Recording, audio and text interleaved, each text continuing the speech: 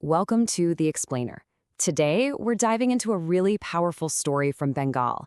It's about injustice, resilience, and what it takes to find the courage to stand completely alone. You see this line here? To fight is life itself. That right there is the heart of the story we're talking about today. It's all about a woman named Kanchana who was pushed to the absolute brink, and she chose to fight back. So, let's get into it. So let's start at the beginning. Picture this, a small village called Kadal Bagan.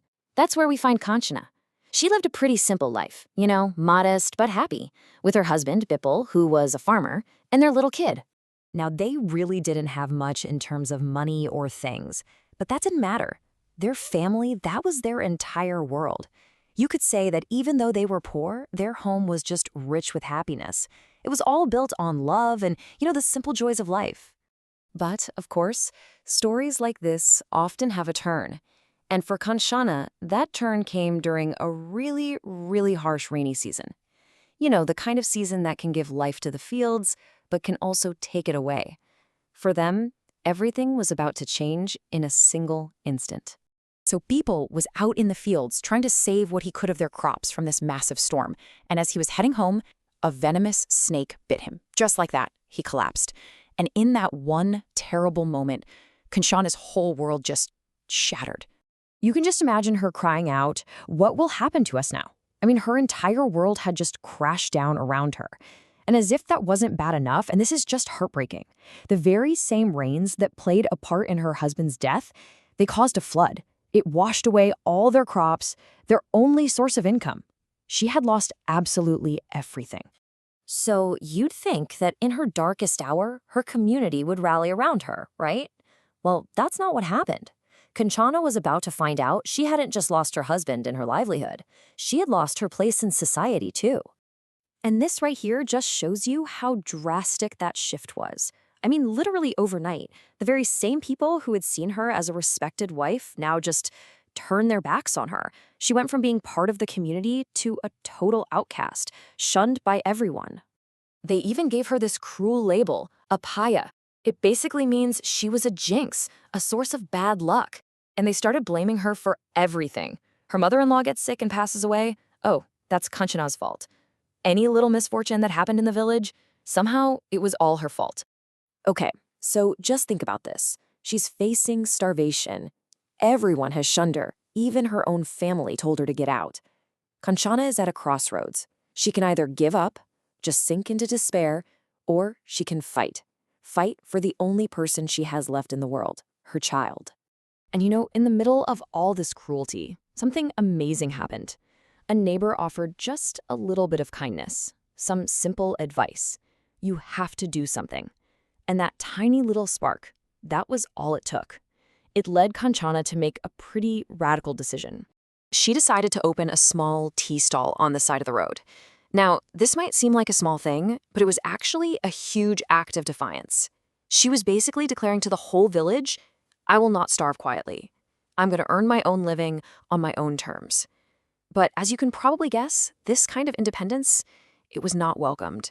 Yeah, instead of getting any support, she got a daily storm of scorn.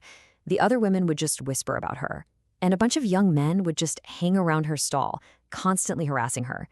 It's unbelievable, right? They saw a woman just trying to feed her kid, and instead, they decided she was doing something improper. Well, all this hostility, it finally reached a boiling point. The villagers actually went to the zamindar, who's like the head of the village, and made a formal complaint. And what did they demand? They wanted Kanchana thrown out of the village for good. So, a village meeting is called. And I want you to just picture this scene for a second. It's Kanchana and her child, standing completely alone, facing their entire community. Every single person is against them. Their whole future is hanging by a thread right here. But when it was her turn to speak, Kanchana didn't cry.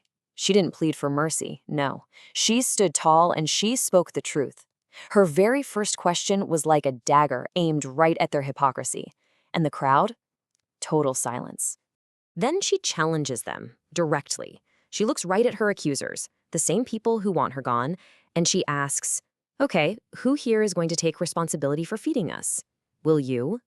And again, crickets. Just silence. And this next part is just brilliant. When it came to the harassment from the young men, she completely refused to take the blame. She put the responsibility exactly where it belonged, on the guys themselves and on the parents who didn't teach their sons any better. So what happens next? Well, Kanchana's incredible courage, it lit a spark in that silent crowd. Her powerful words, it turns out, did not fall on deaf ears. This brave stand she took had a stunning effect. See, inspired by her pure, raw courage, another woman in the crowd, she finally spoke up. She defended Kanchana and called out the others for being so cruel. And that one voice, that was all it took. The entire tide started to shift. And guess what? Kanchana won. The zamindar ruled that she could stay and keep her business. Think about that. She earned her place back in that village, not because they felt sorry for her, but through her own strength and dignity. She didn't just survive this, she triumphed over all that superstition and injustice.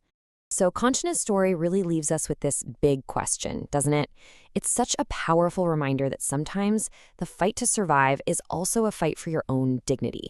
And it proves that even when you're up against impossible odds, the courage of just one person can be enough to wake up the conscience of an entire community.